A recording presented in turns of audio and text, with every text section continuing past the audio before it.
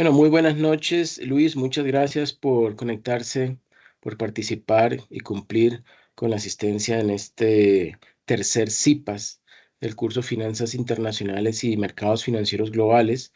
El tema que vamos a ver hoy es el simulador How the Market Works, que pues ustedes van a estar manejando por 2 semanas. Ya pues empezó digamos, el 1 de noviembre empezaron ustedes a tener acceso a él. Y también vamos a ver lo que tienen que aplicar para ese simulador, que sería el análisis técnico y el análisis fundamental, ¿sí? Algo que posiblemente ustedes ya hayan escuchado antes o leído antes, y pues tiene que ver con esos métodos, con ese tipo de elementos, de herramientas utilizadas para poder escoger los mejores activos o instrumentos de inversión, ¿ok? Voy a proceder entonces a compartir pantalla. Buenas noches, Diego, ¿cómo me le va? Profe, muy buenas noches, ¿cómo está? Muy bien, gracias a Dios. Bueno, excelente. ¿En qué puedo participar? Bueno, entonces aquí observamos, esperen, la amplío. ¿Sí? ¿Me confirman si observan la portada ampliada, por favor?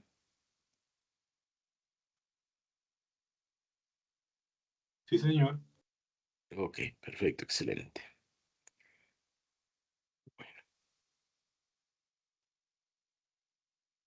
Vamos a ver un poquito sobre este simulador que se llama How the Market Works o cómo funciona el mercado.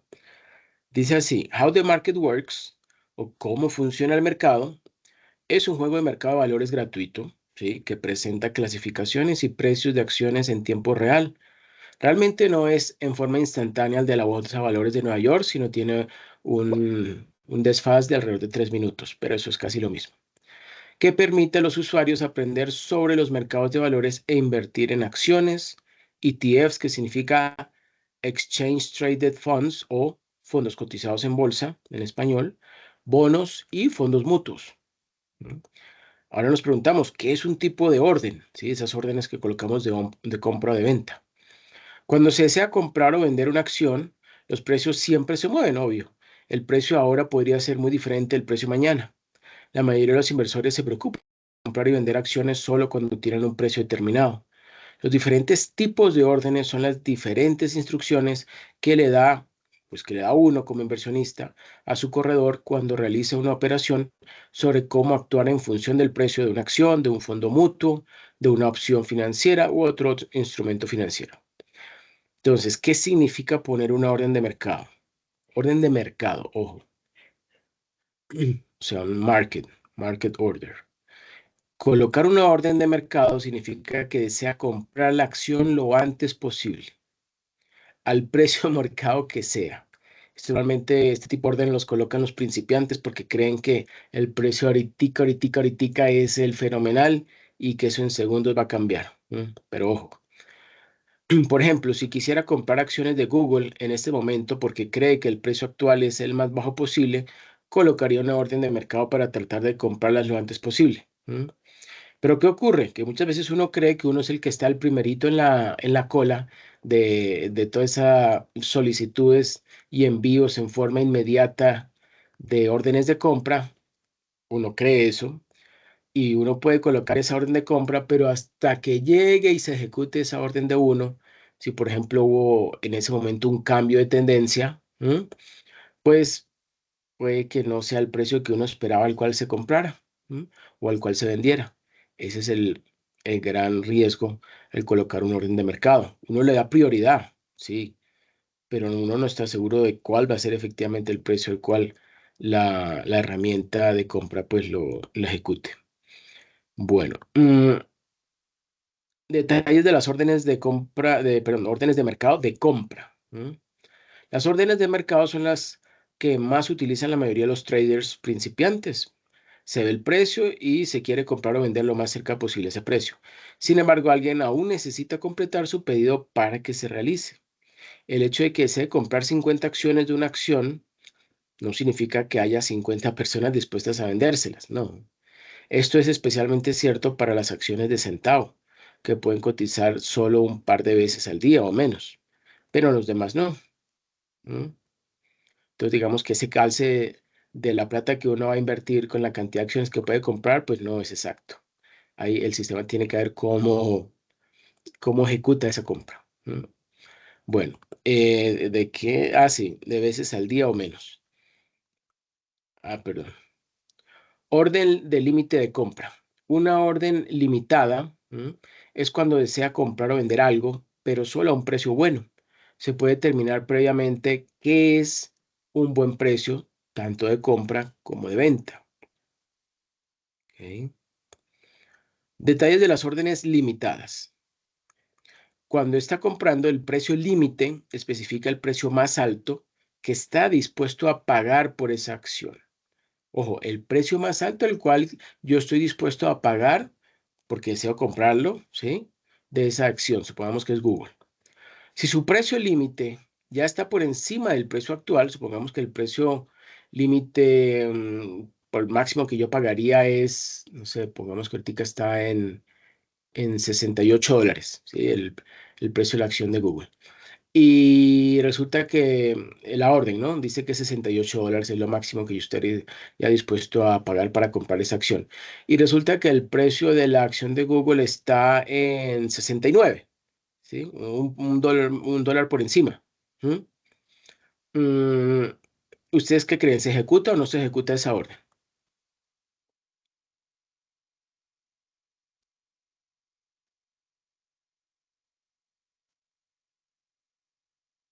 La orden está en 68 y el precio actual está en 69.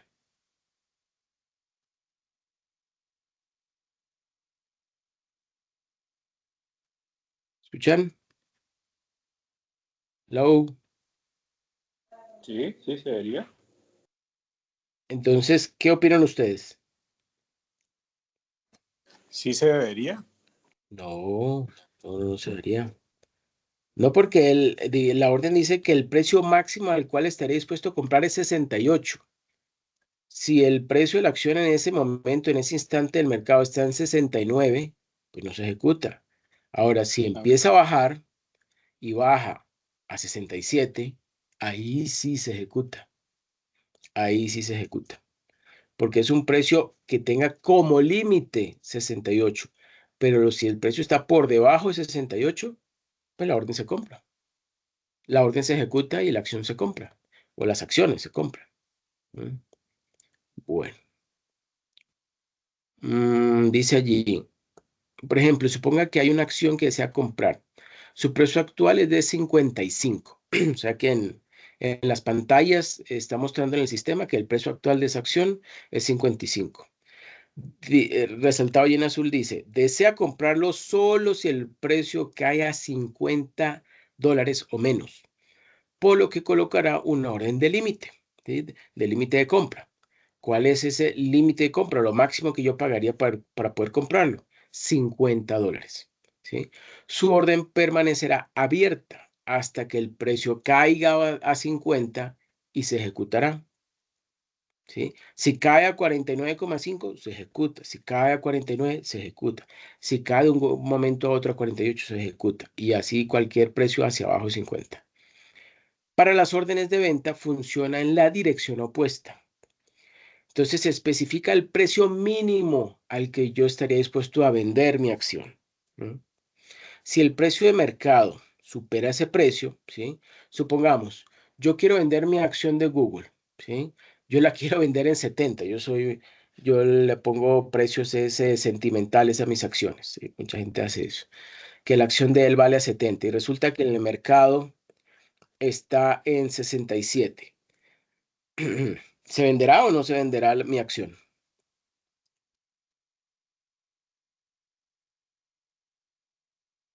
perdón, profe. Me repite un poquito. Tutor, buenas noches. Yo No, tengo mi no, no acción. sé. Yo tengo mi acción de Google. Y sentimentalmente, ¿qué? La vendo a. Yo La quiero quiero, vender a. o pongo la orden de venta, ¿sí? Del límite de venta en $70, pero el precio del mercado en este momento está en 67. No, nada. No se vende, ¿cierto? Obvio que no, No, no. No, porque no. yo le puse que lo mínimo al que lo vendo es 70. Si el precio está en 70 o cualquier precio por encima, se ejecuta. Pero si está por debajo, no se ejecuta. ¿Ok? Bueno, perfecto. Sí. Listo, listo. Ahora viene el... ¿Ah? Que corté a Luis, que iba a hablar. Allá. Discúlpeme, Luis. ¿Qué iba a decir? Bueno, No, yo oí a Luis que dijo que sí, que no se ejecuta. ¿Cierto? exacto, ¿Sí? tutor, eso iba a decir que no se ejecuta. Compañero Diego, buenas noches, ¿cómo vamos? Muy bien. Gracias a Dios. ¿Y usted? Listo, tutor, continuemos. Gracias. Bueno. Entonces seguimos. Una orden stop, ¿sí? De detener, de límite, es para evitar perder demasiado dinero en una posición, razón por la cual también se denominan órdenes stop loss, ¿sí? Stop, detener, y loss, pérdida, ¿sí? O detener pérdidas. Para comprar, quiere asegurarse de obtenerlo antes de que el precio suba demasiado y se lo pierda. Y para vender, pues quiere venderlo antes de que el precio baje demasiado y pues pierda demasiado dinero. Para eso se utilizan las órdenes stop loss o de límite. Perdón, stop loss o stop market order. Stop market order, qué pena. Bueno, detalles de la orden de suspensión del mercado. ¿Mm? Las órdenes de stop funcionan exactamente al contrario de las órdenes de límite, las que vimos antes. Usted especifica un precio malo, ¿m? Y su orden se ejecutará si el precio cae por debajo de eso.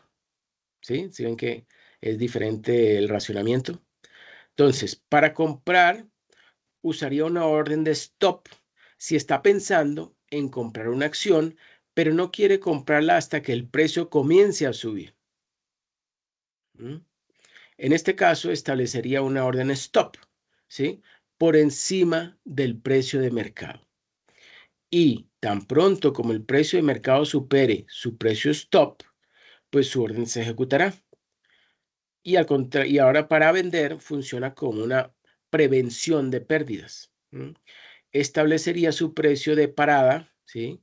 En el punto en el que desea venderlo si el precio sigue cayendo. Ese es el ejemplo, pues, clásico de estas órdenes stop loss, ¿sí?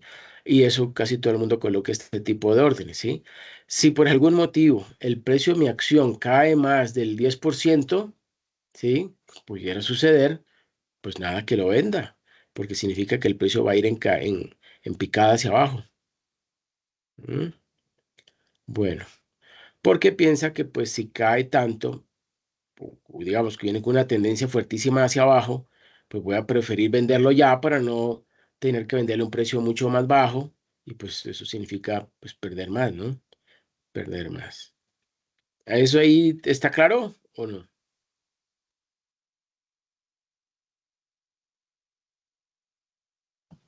Sí, tutor. Bueno. Ahora las órdenes trailing stop o de parada dinámica. Las órdenes trailing stop siguen al mercado. En lugar de establecer una orden stop de compra, por ejemplo en $50, establecería una orden de trailing stop de parada dinámica para que se ejecute, ese es más chévere, para que se ejecute tan pronto como el precio suba un solo dólar. Ese es más chévere. Yo no tengo que estar pronosticando si el precio va a estar en 68 y resulta em, que actualmente está en 66 y hay cierta tendencia a que empiece a subir. ¿Mm? Entonces yo más bien coloco, para irme más como por lo seguro, digo, bueno, pongamos una orden trailing stop donde si yo veo en el momento en que yo coloco la orden, me aseguro de que va a haber un cambio de tendencia, suponiendo venía en picada y empieza a subir, ¿eh? Pues ahí, ¿qué riesgo hay? El riesgo es de que pues se ejecute cuando, digamos, si el precio del mercado estaba normalmente en 50, cayó a 44, ¿sí? Y luego empieza a haber un cambio de tendencia para nuevamente empezar a subir, ¿sí? Y yo le coloco una orden trailing stop, ¿sí? De precio de mercado más $1, pues va y me los compra a 45. Pero si venía con una tendencia fuerte creciente de subida, yo en vez de haberlo No, perdón. En el de la compra queda bien. En el de la compra queda bien. Qué pena con ustedes. En el de la compra, tan pronto hay ese cambio de tendencia, ese es el clásico ejemplo.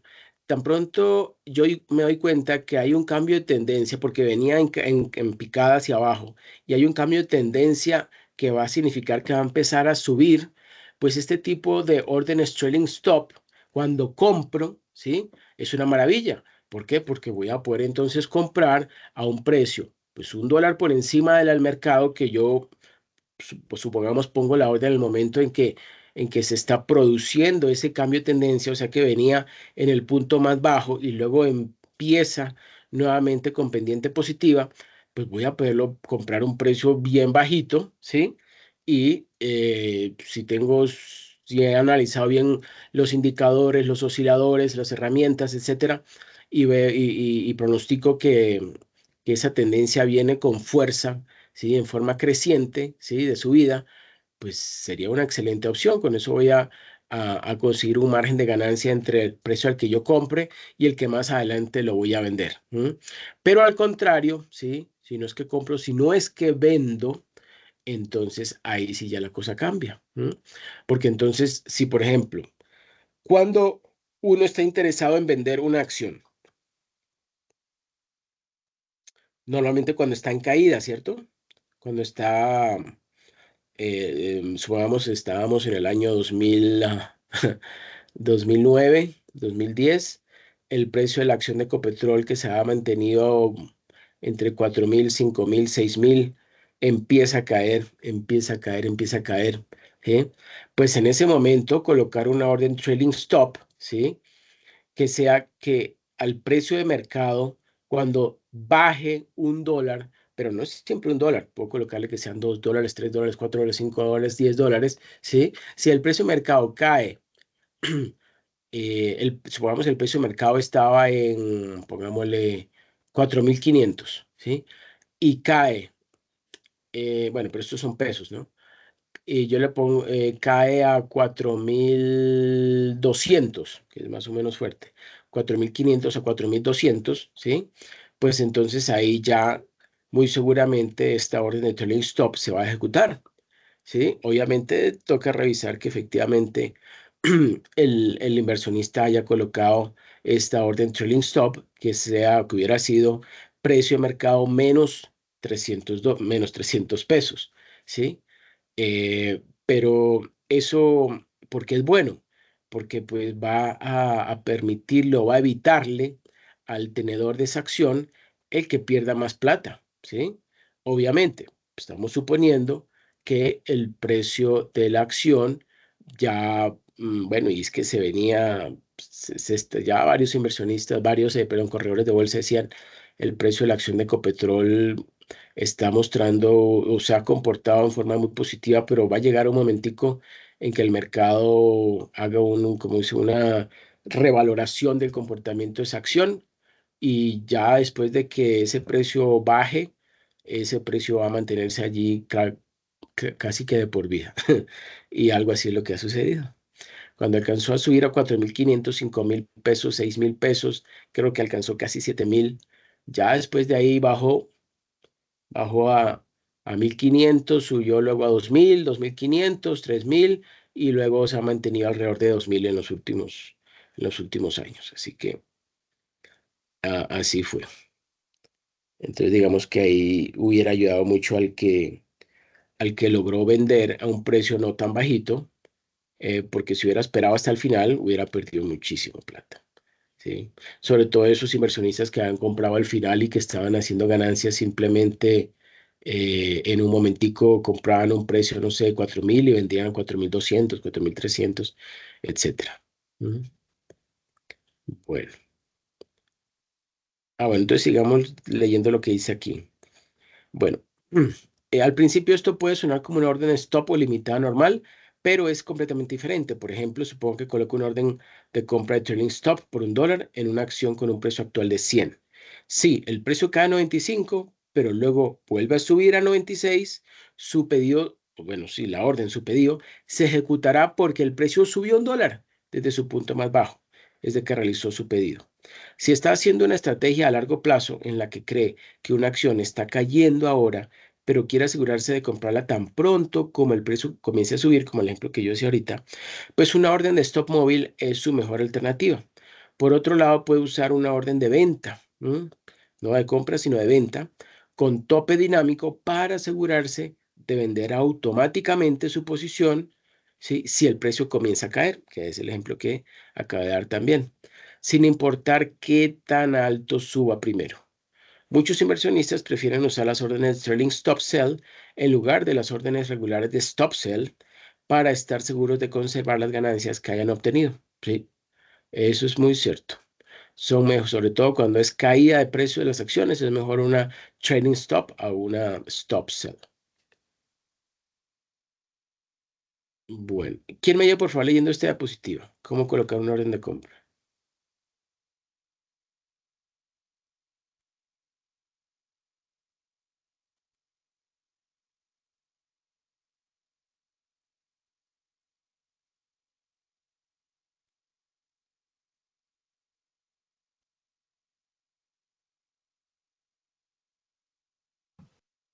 Tutor, se me ha caído el internet. Perfecto. Luis, ayúdame por favor leyendo esta diapositiva. Listo. ¿Cómo colocar una orden de compra o venta? Primero, acción. Aquí es donde establece qué tipo de pedido va a hacer. Puede comprar, vender, cubrir o vender en corto una acción. El valor predeterminado siempre es comprar, por lo que si desea deshacer de una de sus acciones y no olvide cambiar el tipo de orden o terminará con una más. La mayoría de sus pedidos probablemente serán de compra y venta, a menos que sea un usuario un poco más avanzado. Símbolo. Aquí es donde ingresa el símbolo de la acción o ETF que desea negociar.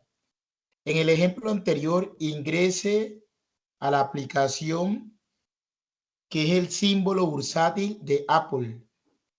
Como puede ver, una vez que ingresa el símbolo de la acción, aparece una cotización que le brinda toda la información importante sobre la acción, así como un gráfico que muestra el movimiento de la acción durante el día de negociación actual. Tercero, cantidad. Aquí es donde ingresa cuántas acciones desea. Si adicionalmente pide más de lo que puede pagar, no se preocupe. El sistema evitará que se arruine accidentalmente o rompa alguna regla. Cuarto, tipo de orden. Aquí es donde establece el tipo de orden.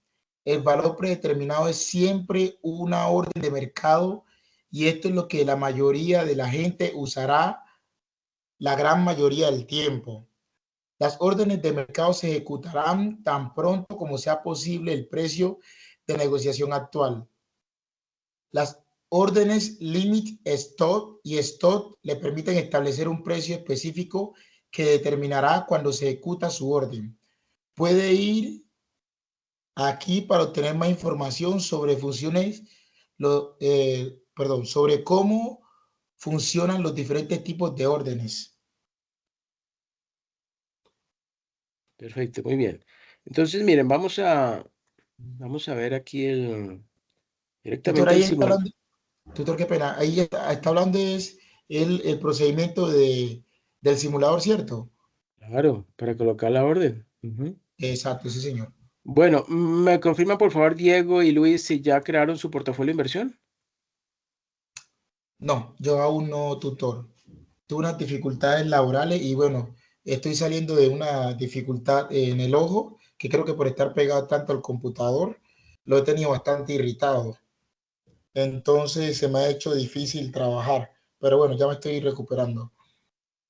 Bueno, esperemos que sea antes de las 2 semanas que finaliza esto, porque em, recuerden que estas 2 primeras semanas ustedes van a conformar su portafolio con 10 activos financieros y obviamente van a buscar, su objetivo es que al final de esas 2 semanas consigan un rendimiento por encima de los $250,000 que tienen ustedes asignados para invertir en acciones.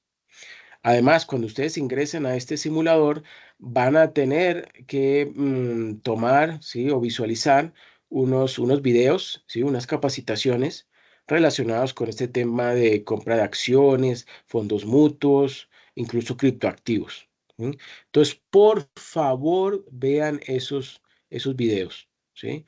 Si tiene el ojo irritado, listo, pone el video y solamente escucha, ¿ok? Bueno, Perfecto, tutor, muchas gracias. bueno. Vamos a ver los portafolios.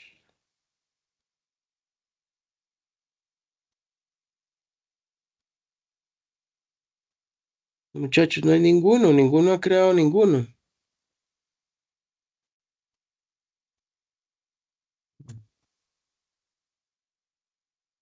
Muchachos, esto no es una tomadera de pelo. Si ustedes no participan en la selección de, de las acciones de este portafolio, muy seguramente no, en lugar de continuar con los $250,000, van a perder. ¿Ok? Así que, y entre más rápido conformen el portafolio de inversión, van a tener la posibilidad de rebalancear, o sea, de cambiar esa configuración de las acciones que hayan utilizado inicialmente, si es que el precio de ellas bajó, ¿sí? Eso se llama rebalancear el portafolio, cambiar esa composición o cambiar el tipo de acción, ¿sí? Por otra que esté pues presentando realmente ganancias, rendimientos, ¿sí? Y con eso, si logran aumentar después de las 2 semanas el valor del portafolio de inversión, van a obtener un certificado que les reconoce como gestor bueno, como gestores de portafolios de inversión, y eso es entregado directamente por el director de este simulador que se llama How the Market Works. ¿Ok? Eso obviamente les sirve para la hoja de vida. Eso tiene pues su interpretación y sobre todo en el ámbito financiero. Tiene su reconocimiento en el ámbito financiero. Ok, entonces los invito por favor a que cumplan con lo que dice la guía de actividades. Por favor, lean la guía de actividades, ingresen al portafolio, miren su correo porque hay un enlace para que ustedes se registren y con eso todos salen ganando. Ok, bueno. No voy a colocar la orden de compra porque es que yo quería entrar a algunos de los portafolios de ustedes y que lo vieran, pero pues es que no, nadie ha creado ningún portafolio. No.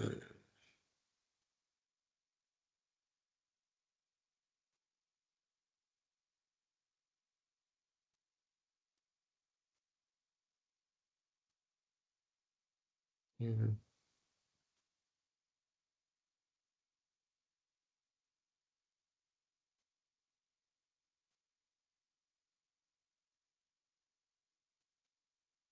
Acuérdense que este actividad paso número 4 no es como las anteriores, no son casos de lectura ni de interpretar, no, este es una ya parte práctica. Entonces, usted lo que hace es aplicar análisis fundamental y análisis técnico para seleccionar los instrumentos financieros que van a utilizar para conformar su portafolio de inversión y buscar como objetivo de corto plazo, obviamente, porque son solamente unos días, pues aumentar lo que más puedan el valor del portafolio. ¿Ok?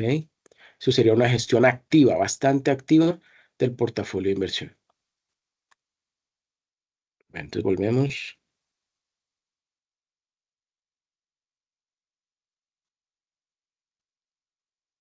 Bueno, también está entonces, el anterior diapositiva eran los primeros 4 ítems, ¿no? O sea, estos de acá, 1, 2, 3 y 4. Ahora el 5 y el 6.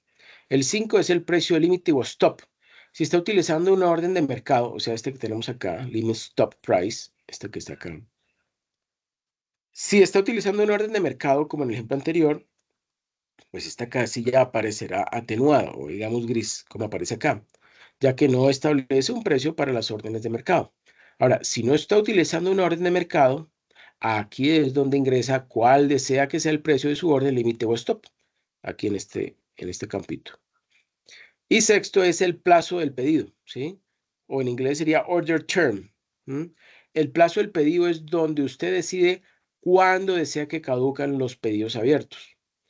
Las órdenes de mercado siempre caducan al final del día de negociación actual. Si realiza una orden mientras los mercados están cerrados, su orden se activará al comienzo del siguiente día de negociación.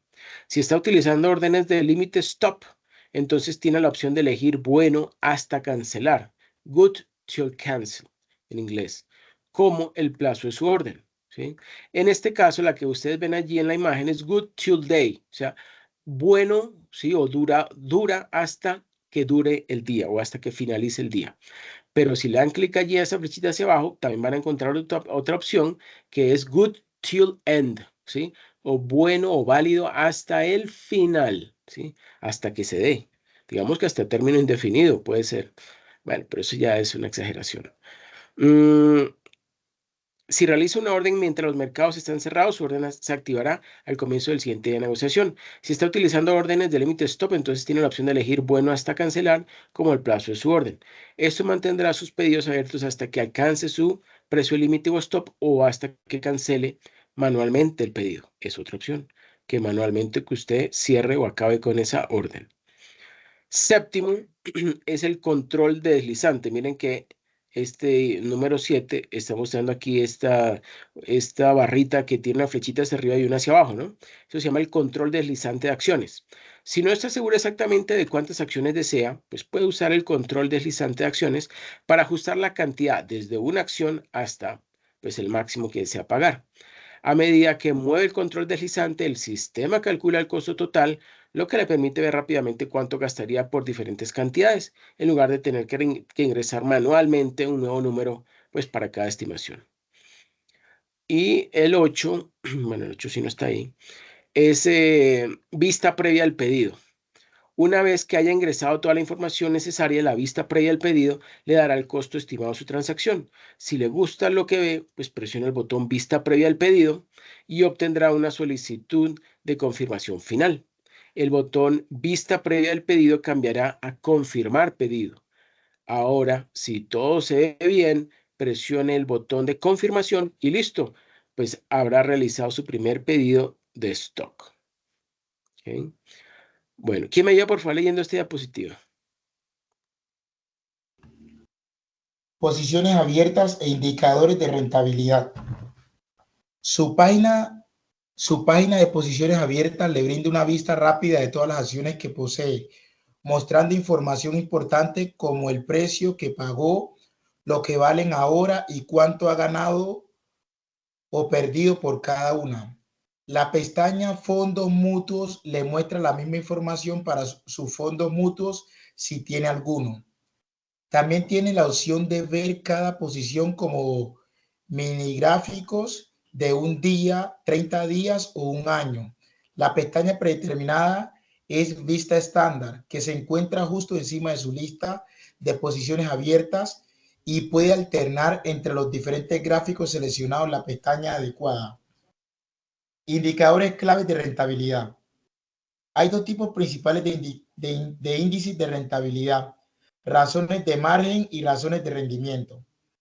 Una relación de margen le dirá que también una empresa convierte sus ingresos en ganancias.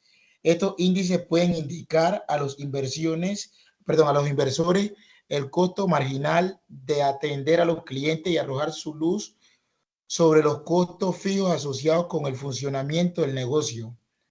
La mejora de los índices de margen indica que la compañía está aprovechando efectivamente sus gastos para producir más ganancias para los accionistas. Los índices de rendimiento le dirán que también la empresa usa los activos en un balance general para producir una ganancia. Si una empresa requiere una gran cantidad de activos para generar $1 de ingresos, esto significa que necesita invertir mucho para aumentar sus resultados.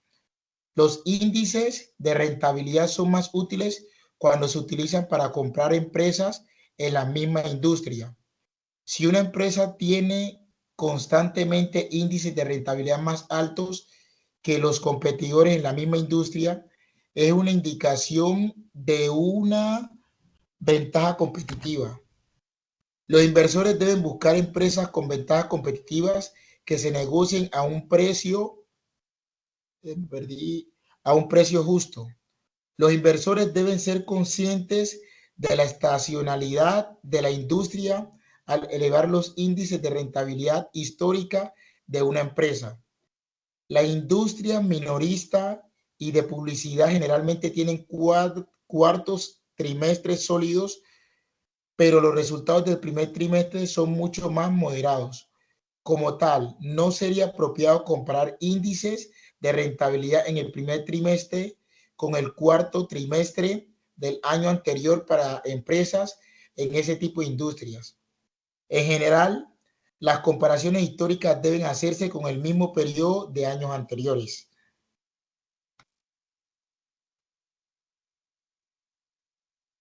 Perfecto, muy bien, Luis, muchas gracias. Bueno, tipos de ratios, ¿sí? O índices de rentabilidad. Razones de margen, es un primer grupo. Como se señaló anteriormente, los índices de margen son una medida de cómo una empresa convierte los ingresos en ganancias. Los índices de margen más comunes son el margen bruto, el margen operativo y el margen de beneficio neto. Eso ustedes seguramente lo habrán visto en el curso de administración financiera. Bueno, el margen bruto pues compara las ganancias brutas con los ingresos, ¿sí? Con las ventas. El factor central para determinar el margen bruto es el costo de los bienes vendidos, o en inglés cost of goods sold. Solo tiene en cuenta los costos directamente relacionados con los productos vendidos y ningún otro gasto en el negocio. Si una empresa tiene un margen bruto alto en relación con sus pares, con sus competidores, pues es una indicación de que puede cobrar una prima por sus productos. La disminución de los márgenes brutos en la industria podría indicar una mayor competencia, es algo común. El margen operativo compara el beneficio operativo con los ingresos. Además del costo de los bienes vendidos, las ganancias operativas también tienen en cuenta pues, los gastos operativos estándar, ¿sí? Como gastos de marketing, de ventas, generales y administrativos. No incluye cosas como intereses sobre la deuda o impuestos sobre la renta. Ahora bien, el margen operativo es una buena medida de la eficiencia de una empresa en sus operaciones. Ese es el gran valor de ese margen operativo. Una empresa de rápido crecimiento puede tener un margen operativo pequeño o incluso negativo. O sea que su operación no le está dando ganancias, pero debería mostrar una mejora con el tiempo a medida que aumentan los ingresos. Eso puede suceder y normalmente así ocurre. Al comienzo ese margen operativo es muy bajito y luego con el tiempo que va estableciéndose en el mercado, está siendo conocido por los clientes, por los inversionistas, obtiene beneficios de sus proveedores, ¿sí? Como quien dice, los stakeholders le, le caminan, le ayudan, le benefician, pues va a lograr seguramente más adelante pues tener un margen operativo positivo y con un margen operativo positivo muy seguramente el margen neto, ¿sí? También va a empezar a mejorar. Mm, Obviamente, eso no es de un momento a otro y tiene que aplicarse o llevarse a cabo unas estrategias de mejora en todo, en la comunicación, en la publicidad, en la fabricación, en el diseño del producto, etcétera, etcétera. Bueno, el margen de beneficio neto toma los beneficios finales de una empresa divididos por los ingresos o por las ventas. Tiene todo en cuenta, incluidos los pagos de impuestos y de intereses. Si una empresa tiene una gran carga de deuda, ¿sí? O altas tasas de interés en su deuda, pues aparecerán en su margen de beneficio neto. Si puede minimizar los impuestos, pues eso también aparecerá. Sin embargo, los inversores deben ser conscientes de cualquier gasto o ganancia de una sola vez que pueda crear anomalías en el margen de beneficio neto. Bueno, razones de retorno, ¿sí? O rendimiento. Los índices de rendimiento miden que también una empresa use su balance general, uno de los 3 estados financieros principales, para generar ganancias. Hay 2 índices de rendimiento a los que los inversores deben prestar atención: el rendimiento de los activos o ROA y el rendimiento del capital o ROE. El rendimiento de los activos analiza que también una empresa utiliza sus activos e inversiones para generar ingresos. ¿Se acuerdan cómo se calcula ROA? No, doctor, no recuerdo la fórmula. ¿No? Entonces son ingreso neto o ventas, ¿sí? Si es una empresa comercializadora, ingresos netos o ventas dividido entre total de activos. Entonces le va a indicar a la empresa que también está utilizando sus activos para generar pues, ventas o ingresos netos. Entonces, si no es así, sería mejor para la empresa pagar su deuda que invertir en el negocio. Pues sí, imagínense un ROA que esté en rendimiento sobre los activos que está dando por debajo del costo de la deuda. Pues malísimo, ¿no? No está, está destruyendo valor. ¿Mm? Si no es así, sería mejor para la empresa pagar su deuda que invertir en el negocio, lo cual no es una señal preocupante, pero tampoco es buena.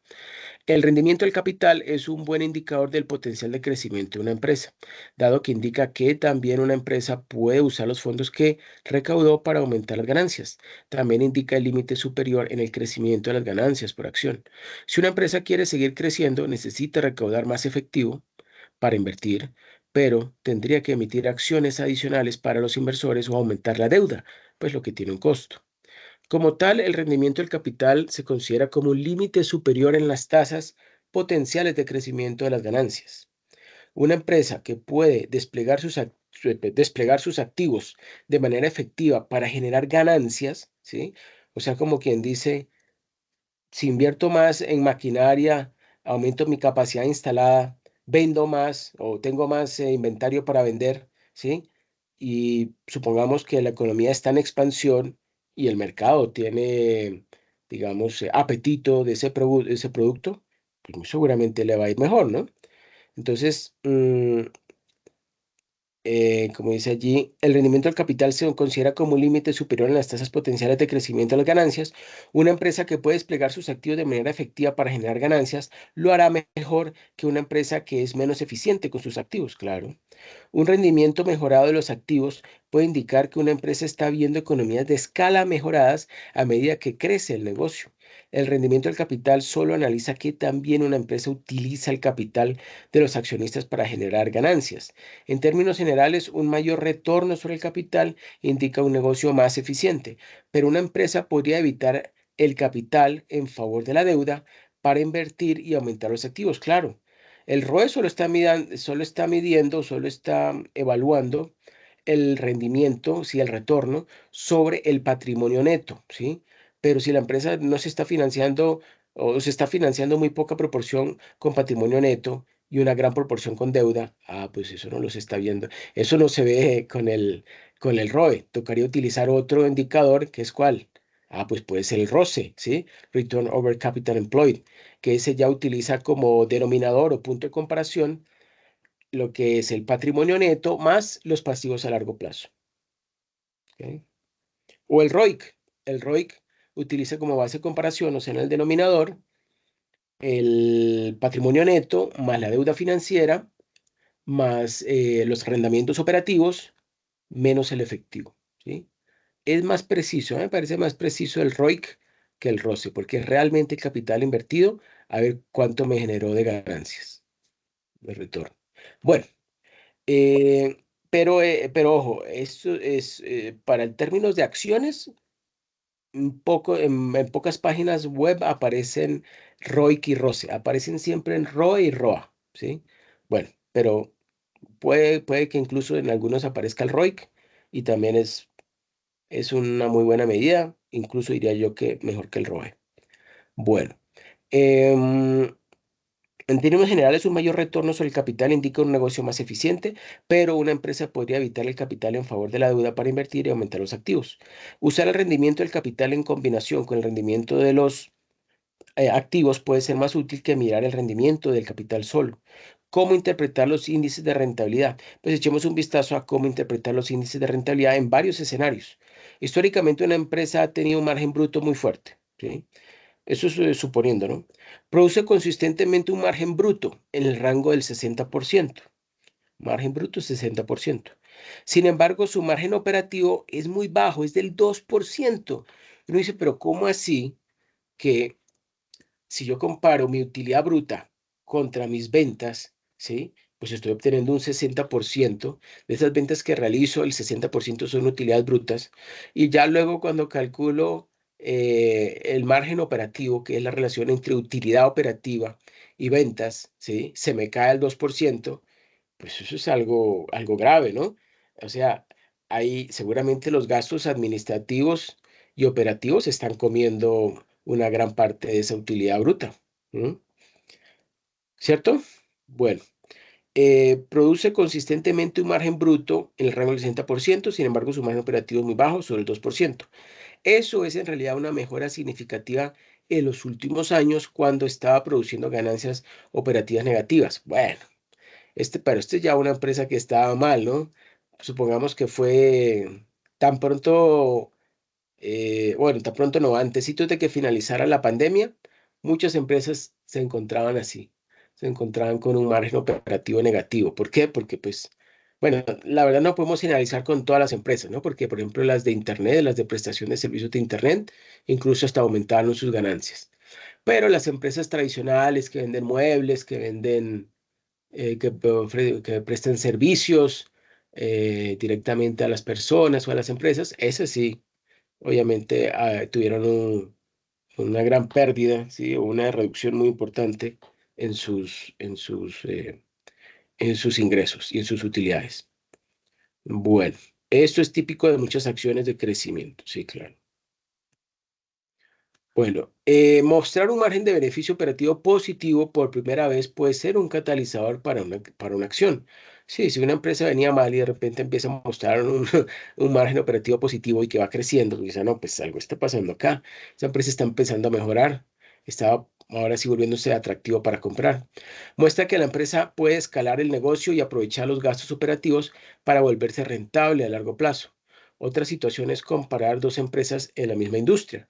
Uno tiene un margen bruto del 40% y el otro tiene un margen bruto del 15%. La primera empresa puede cobrar una prima por sus productos y servicios, ¿sí? Lo que indica una fuerte ventaja competitiva en la industria. Sin embargo, la segunda empresa puede mantener sus precios bajos para aumentar su escala. Los inversores también deben mirar los márgenes operativos respectivos de la compañía para verificar. Si los márgenes operativos de la segunda empresa están en línea con los de la primera, pues claramente tiene suficiente escala para compensar el menor margen bruto en las ventas de sus productos. Esto podría ser una ventaja para la segunda compañía. Los inversores querrán ver un aumento en el rendimiento de los activos para la mayoría de las empresas, pero una disminución en el índice de ganancias puede ser aceptable si da como resultado un crecimiento general de los ingresos y las ganancias. Lo que es más importante, los inversores quieren que el rendimiento de los activos supere la tasa de interés de la deuda de la empresa, ¿sí? Toda vez que ese rendimiento sobre los activos, el ROA, esté por encima del costo promedio ponderado de capital o de costo de capital, es algo bueno para la empresa. De lo contrario, estaría ¿qué? Destruyendo valor.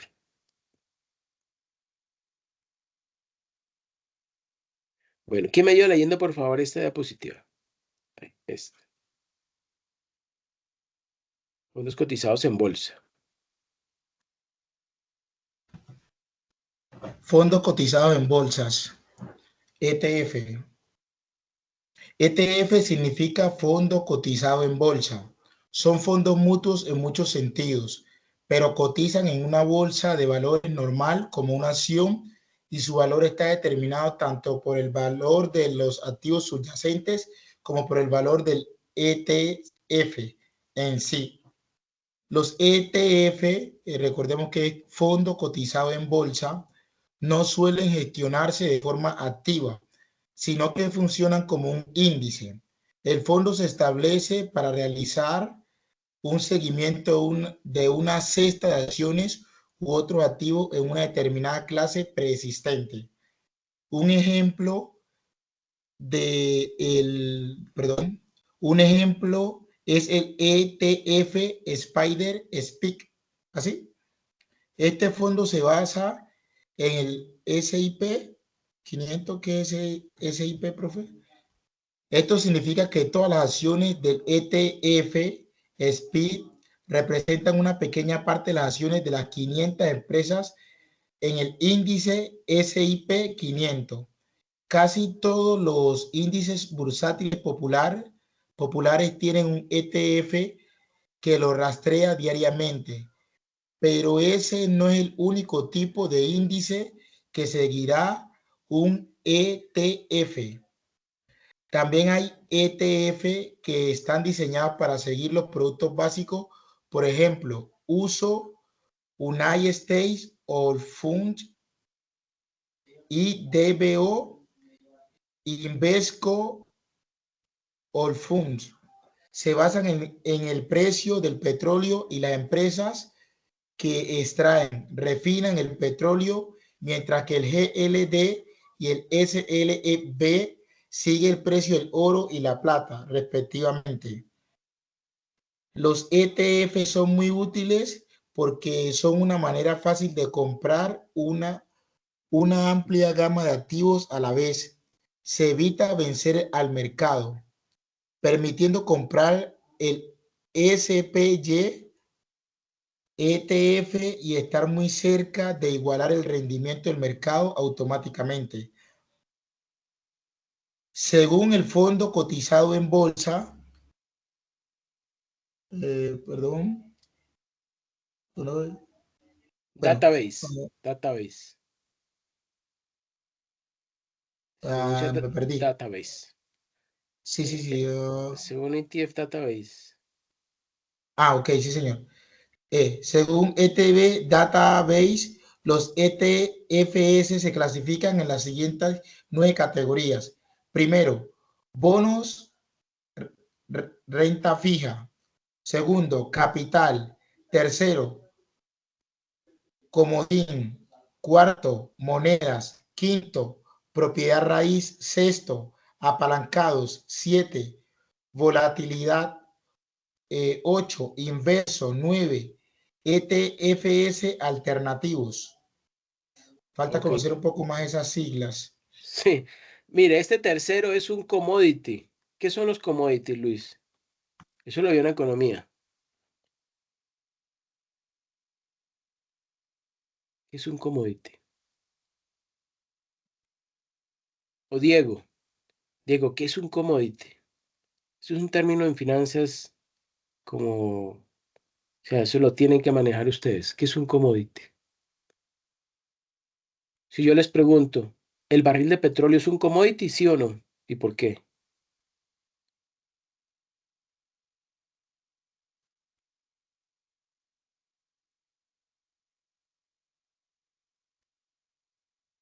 Diego, ¿está ahí conectado Diego o se cayó? Bueno, tutor, la verdad que no recuerdo muy bien el término, pero bueno, estoy acá consultando. Dice, los commodities son bienes básicos que se utilizan como insumos en la producción de otros bienes y que pueden ser usados en el comercio o en el sector financiero como objetos de adquisición, activos subyacentes.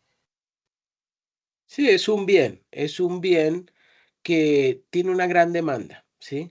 Entonces, los commodities, digamos, más utilizados, más manejados, perdón, más manejados en todos los contratos de instrumentos financieros, sobre todo, son el barril de petróleo, por ejemplo, la carga de café, ¿sí? Bolsas de café. El commodity puede ser también flores, pueden ser minerales, obviamente, no sé, diamante, perdón, oro, plata, bronce, etcétera, etcétera. Todos esos son commodities y aquí en la siguiente diapositiva vamos a ver esa gran clasificación que vimos, ¿sí? Está aquí y está.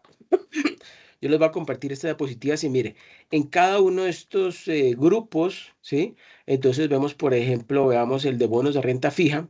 Hay unos subsectores que son, por ejemplo, corporate bonds o bonos corporativos, emerging market bonds, o sea, bonos de mercados emergentes, government bonds, bonos gubernamentales, high yield bonds, bonos con altos rendimientos, inflation protected bonds o bonos protegidos de inflación, international government bonds, o sea, bonos del gobierno internacionales, money market, ¿sí? O mercado de dinero, mortgage-backed securities, ¿sí? O sea, títulos, valores respaldados por hipotecas, ¿m? National Munis, ese sí no sé qué es, New York Munis, debe ser algo muy especial. Vamos a darle clic, ¿sí? Vamos a New York Munis. Y a ver, el que nos trae. Ah, mira, aquí tenemos. New York Munis es por Municipal Bond, o sea, es el bono municipal del estado de Nueva York, ¿sí? Que ha sido recolectado, que ha sido, digamos, introducido o creado bajo el modelo de un ETF, ¿sí? El gran beneficio del ETF es que se maneja igualito que una acción. Entonces, miren que el municipio de Nueva York, ¿sí? Entonces ha puesto o ha emitido un bono y este ETF lo que hace es replicar o emular el comportamiento de ese bono. Dice allí, New York Munis ETF invierte solamente en municipal bonds o bonos municipales domiciliados in the state of New York, en el estado de Nueva York. Municipal bonds, los bonos municipales, are typically utilized in order to fund programs, ¿sí? O sea que son normalmente utilizados, ¿sí? Como órdenes para fondear programas, como por ejemplo construcción de autopistas, building highways, water transport, transporte de agua, todo lo que viene con las tuberías, ¿sí? Todo eso, or other public services, u otros servicios públicos. Y bueno, ahí muestra también, entonces, por ejemplo, el número de fondos tiene 4, el total, el, el promedio, el ratio de promedio de gasto, el rendimiento promedio a un año, 8,71%, pues no está mal, ¿sí? Bueno, suponiendo que es en Estados Unidos, ¿no? Los top issuers, o sea, los que más han comprado este bono son BlackRock. Esto es un grupo a nivel mundial y que pues también invierte aquí en acciones de Colombia, que es un grupo económico demasiado fuerte, BlackRock, Invesco también y First Trust. Ok, bueno, eso es solamente como para que ustedes vayan viendo esta cuestión de las finanzas y le encuentren como cariño. Bueno, los ETFs de petróleo y gas invierten directamente en petróleo o gas y o sus materias primas subsidiarias. Estos fondos casi siempre utilizan la exposición a futuros para invertir en sus respectivas materias primas. Los ETFs de bonos inversos, ¿sí? Porque se suena bastante raro, brindan una exposición inversa a los puntos de referencia populares de renta fija. Se pueden utilizar para beneficiarse de las caídas, ojo, de las caídas en el mercado de bonos. Este sería algo así como la posición inversa, ¿sí? El que compra, el inverso es el que vende, la posición inversa es el que compra. Entonces, si llegan a caer los precios de los bonos, y yo tenía obviamente un ETF que emulaba el comportamiento del bono, supongamos de bonos gubernamentales, si llegan a caer, ¿sí? Aunque eso es poco probable, pues si llegaran a caer, pues nada, con este ETF de bono inverso, vais a ganar cuando caiga el precio, ¿sí? de ese ETF de bonos gubernamentales. ¿Ok? Entonces eso permite que pues tener una seguridad o de tener mejor administrado, ¿sí? Los recursos en ETFs, con eso si uno cae, el otro pues lo compensa. Se puede utilizar para beneficiarse de las caídas en el mercado de bonos, ya que están diseñados para aumentar su valor cuando el precio de ciertos índices de renta fija pues baja. Los ETFs sobre acciones de crecimiento de gran capitalización, o sea, las empresas grandes que tienen grandes sumas de dinero, invierten en acciones de empresas en crecimiento que tienen un elevado tamaño de capitalización de mercado, generalmente de 10.000 millones o más, imagínense. Bueno, dado que las acciones de SPY, que ya vimos que es el que emula el Standard & Poor's 500, son propietarias de todas las acciones del Standard & Poor's 500, vea, no sabía. Sus participaciones son un libro abierto. SPY otorga mayor peso a las acciones con valores de mercado más altos para que pueda saber cuáles son sus principales acciones en cualquier momento. Es importante tener en cuenta que SPY pondera las acciones en función del valor de las acciones disponibles para negociar. Eso significa que está dominado por las empresas más grandes. Eso sí es cierto. Solo las 15 acciones más valiosas de las acciones de SPY representan aproximadamente un tercio de su valor.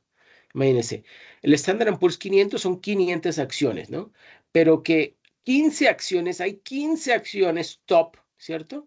Que representan 1/3 de todo el valor del Standard & Poor's 500. O sea que son empresas muy, muy grandes. Una gran capitalización bursátil. Bueno, ya ustedes entonces pueden ver con más detalle al darle clic de qué se trata de cada uno de estos como subsectores o subclasificaciones, ¿sí? De los fondos cotizados en bolsas. Bueno, ¿quién me ayuda leyendo por favor esta diapositiva?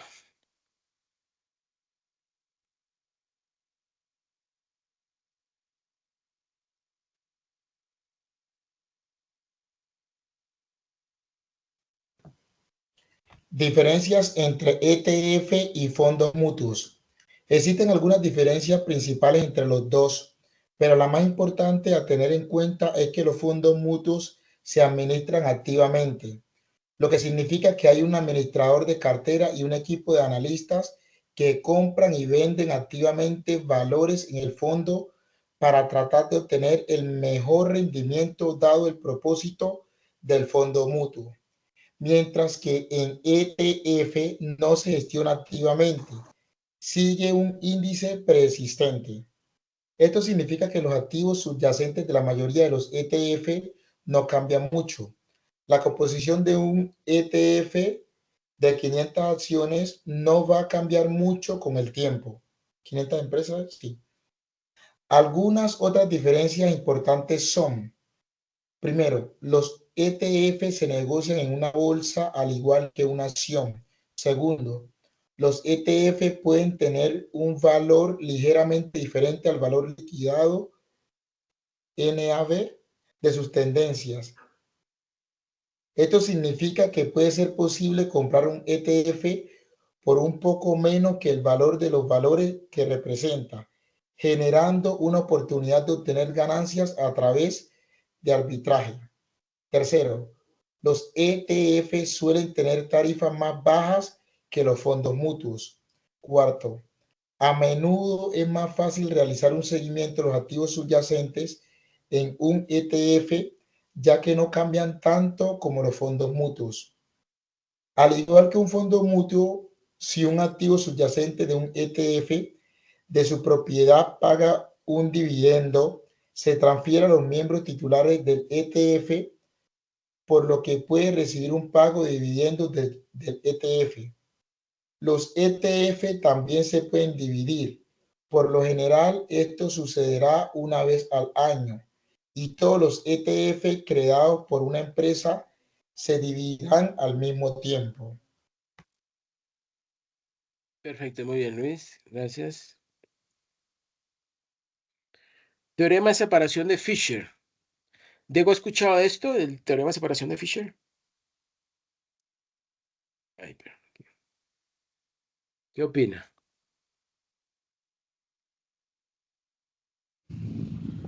Yo, profe, no. ¿No? Bueno, entonces ayúdame por favor leyendo esta diapositiva.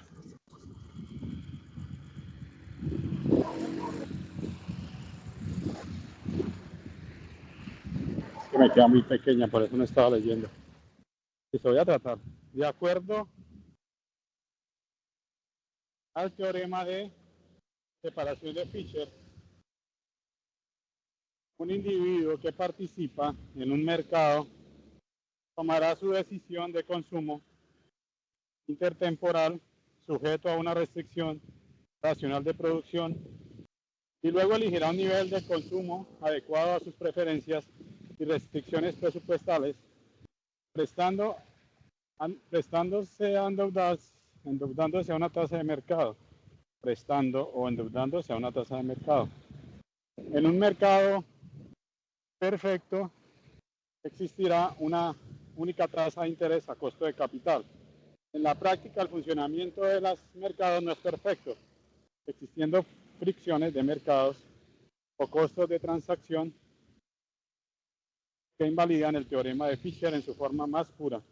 Sin embargo, el trasfondo del postulado de Fisher es un paso importante en la decisión de inversión. Necesariamente debemos concebir la decisión de ahorro e inversión como una regla práctica que precede la decisión de consumo.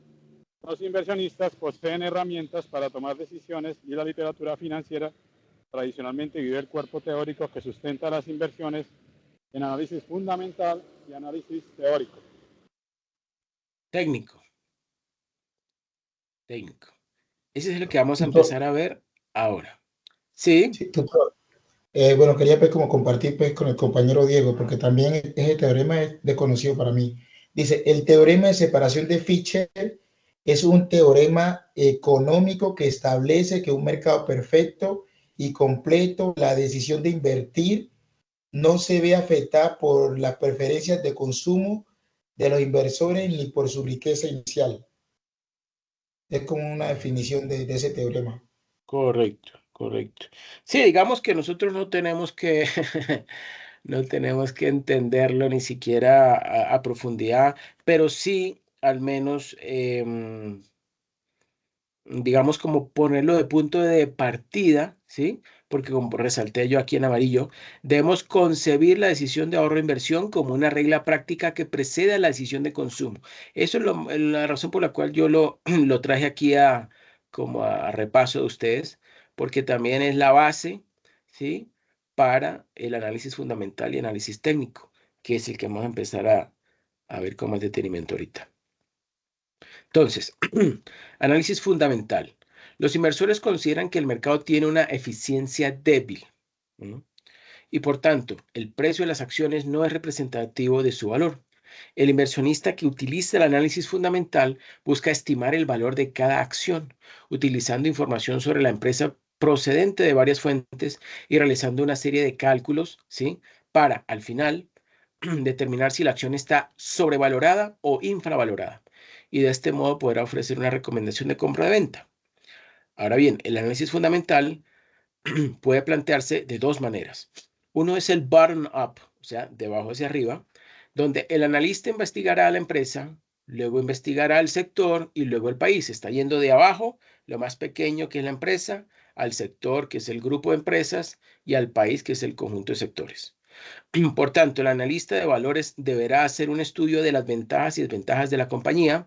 Su trabajo no solo se centrará en los elementos financieros fundamentales de la empresa, tales como el apalancamiento, el arrendamiento, la liquidez, sino que además analizará quiénes conforman el equipo directivo, o sea, el gobierno corporativo, qué tipo de productos y servicios vende, posiblemente el impacto ambiental, legal o colateral en la comunidad o sociedad derivado de su actividad, y el grado de diversificación y o concentración en toda su cadena de valor, o sea, dependencia de un proveedor o cliente estratégico, o bien se trata de mercados atomizados, etcétera, ¿sí?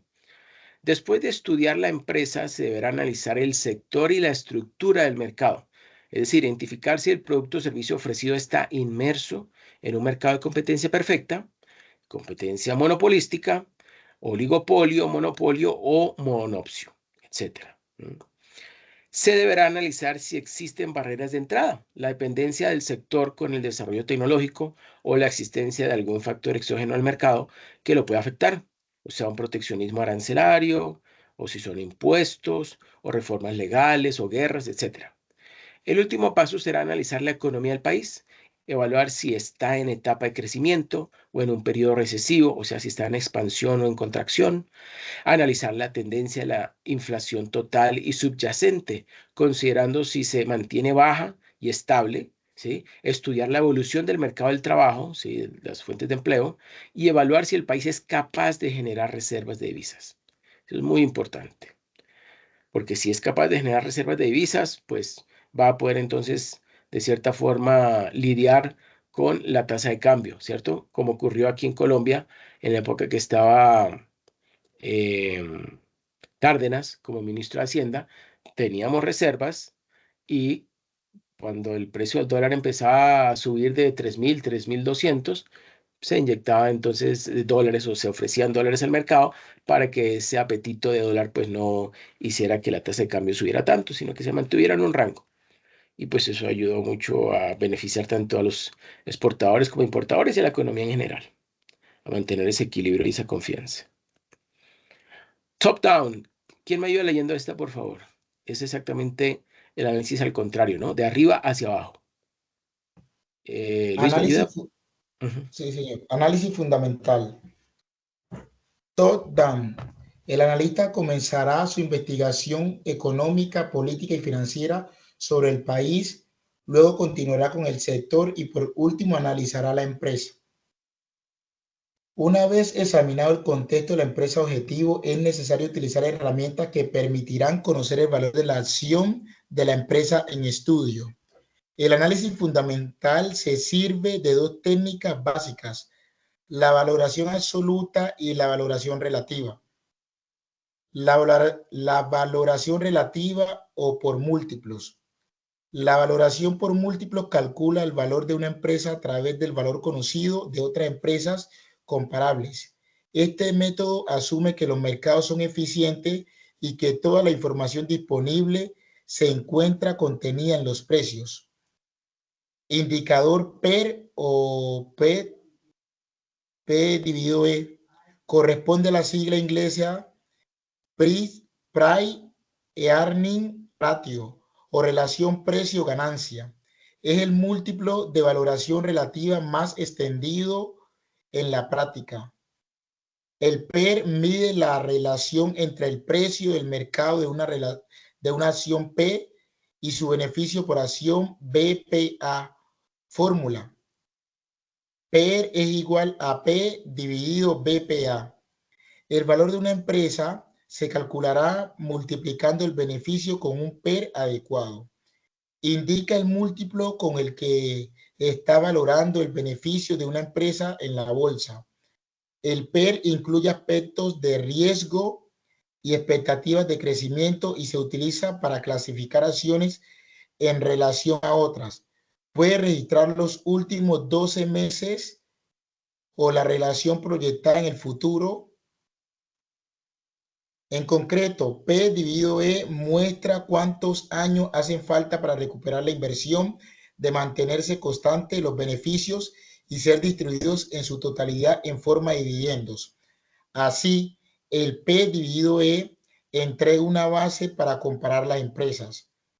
Si estas tienen medidas financieras similares, aquella con menor P dividido E será la más barata y constituye una oportunidad de compra. Sin embargo, a causa de las diferentes estructuras patrimoniales, se recomienda usar el P dividido E para firmas de un mismo sector o contra el promedio del mercado. Muy bien, Luis. Ahora, mire, le voy a hacer el siguiente favor. No vuelva a decir P dividido E. ¿Ok? Sí, eso Se estaba dice, analizando, qué pena, tutor, que eso estaba analizando. se dice price to earnings. Repite conmigo. Price to earnings. Price to earning. Correcto. Price to earnings. ¿Qué es price en Price español? to earning. ¿Qué es price en español? No, Price. price, ¿será práctica? Se parece harto en No, español. perdón, precio, Precio. tutor, Exacto. precio, Entonces, tutor. price es precio. To es hacia. ¿Sí? Price to. Y earnings, ¿qué son earnings? Si usted por ahí en un estado financiero, una empresa que dice earnings, supongamos 50 millones. Ganancias. Ganancias. Entonces son precio-ganancias, ratio, ¿sí? O ratio de precio-ganancias, ¿sí? ¿Y cómo se calcula? Pues como lo dice el mismo nombre. Por eso si uno sabe el nombre, no tiene que ni siquiera pensar cómo se calcula ni acordarse cómo se calcula, porque es que el mismo nombre lo dice. Dice precio con relación a las ganancias. Entonces, el precio es el precio de la acción y las ganancias es el beneficio por acción, ¿sí? Por eso yo les digo a todos mis estudiantes de maestría, por favor apréndanse de memoria los indicadores. Si ustedes entienden qué significan cada una de esas letricas del indicador, pues ya saben cómo calcularlo, porque es que el nombre lo dice. Price to earnings, precio respecto a ganancias. ¿Ok? Perfecto, tutor, muchas gracias. Bueno, con mucho gusto. Bueno, ahora pasamos a el modelo de descuento de dividendos. Según el modelo de descuento de dividendos de Gordon de 1959, el precio de una acción es el valor actual de los dividendos futuros. Ojo, el precio de una acción es el valor actual o el valor presente de los dividendos futuros de esa acción. Si además consideramos que los dividendos son una parte de los beneficios por acción, podríamos o podemos desarrollar la ecuación del PER y así irlas desglosando, irla modificando, ¿sí? En términos matemáticos, a usted que le gusta eso, Luis. Entonces, mire, por ejemplo, el PER, que se calcula, div, no es dividido, no, div es dividendo. Dividendo en el instante de tiempo t, dividido entre K sub E, que es el costo del equity, menos G, que es G, en inglés es growth o crecimiento, ¿sí? Esa tasa de crecimiento, ¿sí? ¿De qué? De los dividendos. Todo eso dividido entre BPA, que dijimos que es beneficio por acción, ¿sí? Bueno, este dividendo dividido K sub E sobre G, también lo podemos expresar como dividendo, ¿sí? En el instante de tiempo inicial o cero, ¿sí? Porque este anterior será en el instante t, que obviamente está más adelante que cero, multiplicado por 1 más G, 1 más esta tasa de crecimiento anual, ¿sí? Por lo general es anual. Tasa de crecimiento. Entonces, esto, div sub t, es equivalente a div sub 0 multiplicado por 1 más g. ¿Sí? El denominador queda igual, k sub e menos g. Y el denominador de este numerador sigue siendo BPA. ¿Sí? Ahora bien, este dividendo dividido k sub e menos g también lo podemos descomponer ¿en qué? En estos dos factores. 1 menos b multiplicado por 1 más g. Entonces, ahora vamos a ver qué son exactamente, o qué es exactamente este 1 menos B. Porque ya vimos que K sub E, pues, es la tasa de descuento de mercado, ¿sí? O el cost of equity. G es la tasa de crecimiento de los dividendos, ya lo dije.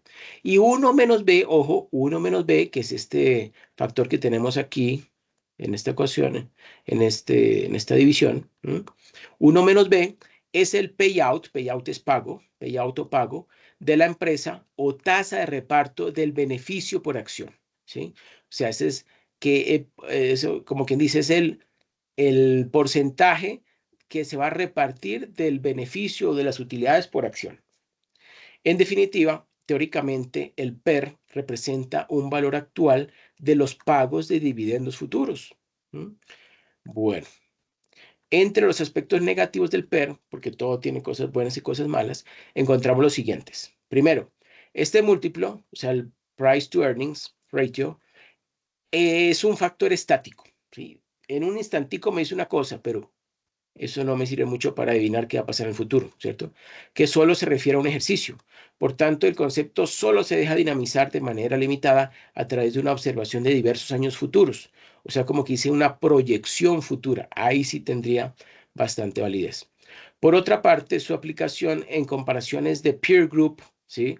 O sea, grupos de acciones, o bueno, sí, grupos de acciones, apenas es posible, porque es muy difícil cumplir con el requerimiento de que las empresas comparables demuestren perspectivas contrastables de crecimiento a largo plazo.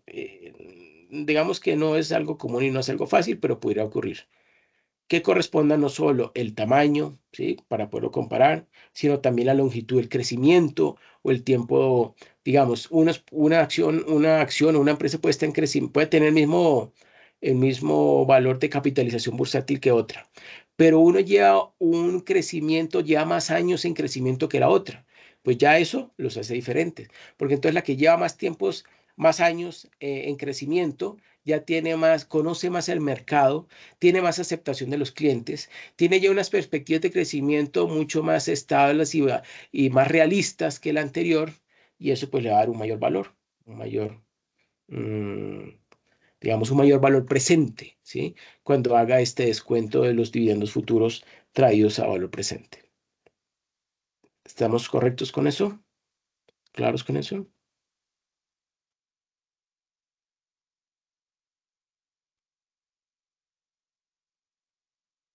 ¿Sí me siguen?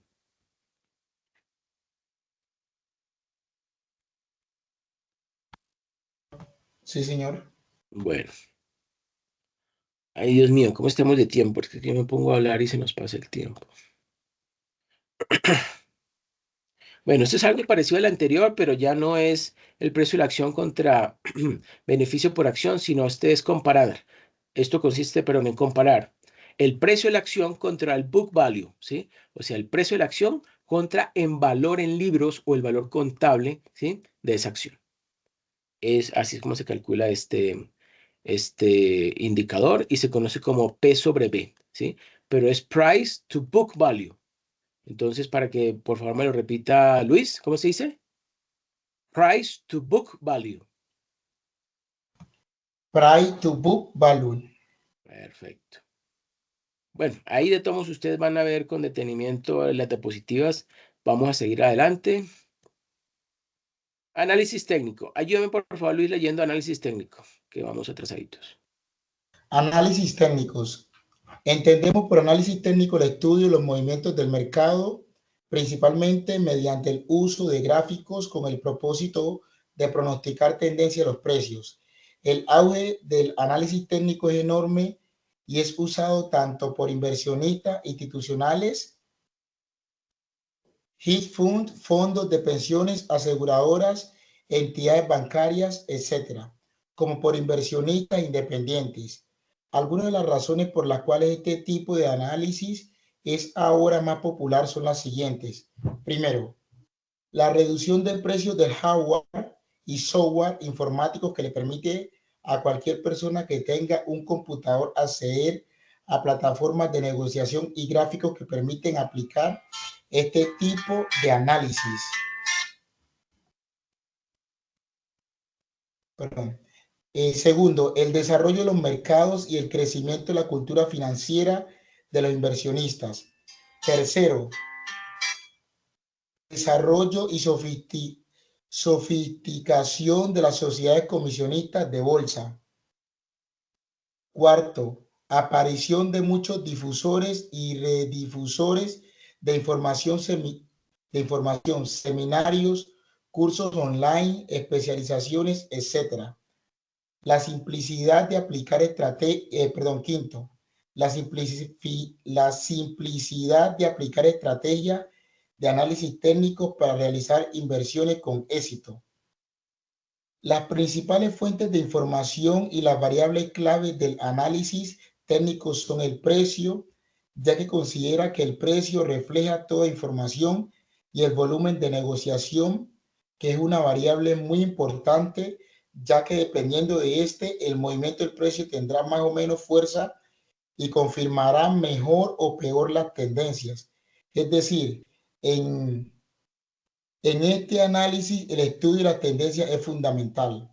Con esta herramienta podremos analizar diferentes instrumentos financieros como acciones, derivados y materias primas, entre otros.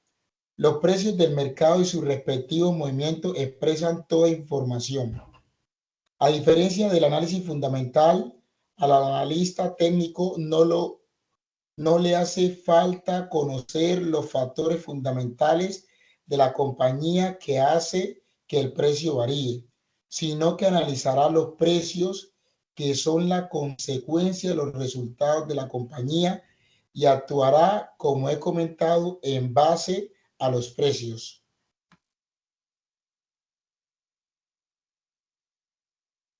Listo, tutor. Perfecto, Luis, muy bien. Em, ¿qué le iba a comentar yo? Ah, bueno, ojo con lo siguiente. Y Diego, ojo pendiente con lo que voy a decir. Este tema de análisis técnico y análisis Diego no está fundamental, conectado, tutor. Diego no está ¿no? conectado. Bueno, ok. Entonces, Luis, estos temas de análisis técnico y análisis fundamental son muy utilizados, ¿sí? Para poder hacer el trabajo de grado. Es muy sencillo recopilar información sobre precios de acciones, utilizar lo que ustedes aprendieron en métodos cuantitativos para hacer un análisis de regresión, de pronto mirar a ver cómo está la estacionalidad de sus valores, si hay que hacer algún tipo de modificación, pues hacerlo a través de algún tipo de método, técnica de econometría, no sé, un ARIMA, un GARCH, lo que sea. Y esos datos luego se pueden utilizar para determinar, por ejemplo, tendencias o el comportamiento futuro de las acciones, puede ser de un fondo mutuo, puede ser de un índice específico, sea en Colombia o sea en el extranjero, o comparar el de Colombia con el Standard Poor's 500, etcétera, etcétera. ¿Sí? Hay muchísimos temas que se pueden utilizar de esto, de este curso de finanzas internacionales que ustedes pueden utilizar para hacer su trabajo de grado. Y no tienen que matarse la cabeza mirando a ver, ay, ¿qué hago de trabajo de grado? Que si buscar algo que no sé qué. Aquí hay muchísima fuente de información para poder hacerlo. Entonces, por eso les pido el favor de que pues, lo lean con detenimiento, porque aquí puede estar fácilmente su trabajo de grado y fácilmente lo pueden desarrollar, porque esto no es nada complejo. ¿Ok? ¿Están claros con eso? Sí, señor. Aunque, tutor, yo ya inicié, bueno, con el trabajo de grado y el propósito es diseñar un programa de educación financiera, bueno, para unas comunidades donde yo estoy laborando. Pues no sé usted cómo lo ve. Mm, usted es educador, ¿cierto? Sí, señor. Sí, lo cogió por ahí. Ah, lo que pasa es que eso no es fácil. Eso, digamos, usted está haciendo un nivel de maestría. A nivel de maestría debería, pues digamos, lo aprovecharía más eh, enfrentándolo a otro tipo o aplicándolo a otro tipo de, sí, de público, ¿no? Porque sí, digamos, pues personas que no tienen ningún conocimiento financiero, pues les toca empezar es enseñándole lo básico, manejo del dinero. Eso es muy básico, la verdad. A mí me parece que si usted lo enfocara más a este tipo de cuestiones como el análisis técnico y el análisis fundamental, pues podría, digamos que en cierta forma, aprovechar más esos conocimientos que ha adquirido, me parece a mí. ¿Sí? Pero bueno, usted, Tomás, es el que tiene la última palabra. Sí, tutor. De igual manera sí voy a analizar. Realmente tiene mucha razón. Bueno, bueno, perfecto. Y yo le puedo ayudar, obviamente. Obviamente que sí. Muchas gracias, muchas gracias. Bueno, con mucho gusto. Vamos a, esto es clave, los tres principios del análisis técnico. Vamos a ir rapidito, pero para finalizar. Entonces, para entender el funcionamiento del análisis técnico se requieren conocer tres principios en los que se soporta. Primero, clave, los movimientos del mercado los cuentan todo. Los analistas técnicos asumen que cualquier cosa que posiblemente pueda afectar un activo, ya sean aspectos fundamentales, ¿qué son aspectos fundamentales o lo que llamamos los indicadores fundamentales? ¿Sí? Son el PIB, el crecimiento del PIB, la inflación, la tasa de desempleo, los que vemos siempre en los indicadores de los noticieros y de los revistas de economía en la parte introductoria, ¿no? Esos son los fundamentales, ¿sí? Lo más importante a ver de cómo va una economía es el crecimiento del PIB o el crecimiento del GDP, si estamos en una economía avanzada, cuál es, cómo ha sido la inflación, si la inflación está controlada o si está disparada, el desempleo, si está en términos aceptables o no, ¿sí? ¿Qué más? El crédito, ¿m? El consumo, también el índice de precios al consumidor, cómo ha sido esa variación, bueno, y otros muchos más, pero esos son los fundamentales. Entonces, ya sean aspectos fundamentales, psicológicos o políticos que reflejan directamente, sí, que reflejan directamente o que influyen directamente en el precio del mismo. Cuando los precios están subiendo, independientemente de las razones por las cuales lo esté haciendo, entendemos que la demanda está superando a la oferta y en este caso los datos fundamentales pues están saliendo positivos. Si los precios están cayendo, para el analista la oferta es superior a la demanda, ¿sí? Y aquí los fundamentos son negativos. Con esta definición no afirmamos que los técnicos ignoren por completo los aspectos fundamentales, no. La manera correcta de interpretar este principio es que los analistas técnicos estudian los aspectos fundamentales de forma indirecta. La causa de los mercados alcistas o bajistas están en la fuerza subyacente de la oferta y la demanda, es decir, en los fundamentos económicos de un mercado. El analista técnico sabe que hay razones por las que los mercados suben o bajan, pero no cree que sea necesario saber cuáles son esas razones para realizar un adecuado pronóstico. Considera que todo afecta al precio y todo se refleja en él. Entonces es necesario solo estudiar el precio de mercado. Segundo, los precios se mueven por tendencias. Cuando representamos gráficamente un activo, tenemos como único propósito identificar las tendencias del mercado, las tendencias del precio, y tratamos de determinar si dichas tendencias están en etapas de nacimiento, de desarrollo o finalización. Por supuesto que todo inversionista buscará en primer lugar entrar en un activo en dirección a su tendencia principal, y entre más joven sea la tendencia, pues mayor porción de la misma podrá capturar y así salir ganador. Siempre una tendencia es más probable que continúe a que se gire. Debemos seguirla hasta que dé señales de volver atrás o retroceder. Tercero, la historia tiene una alta probabilidad de repetirse, también es clave. Este es quizá el principio más importante, pero también el más polémico. Gran parte del análisis técnico y del estudio de los movimientos está basado en la psicología humana, que tiene tendencia a no cambiar. En resumen, lo que indica este principio es que si los patrones han funcionado en el pasado, asumimos que podrán funcionar en el futuro.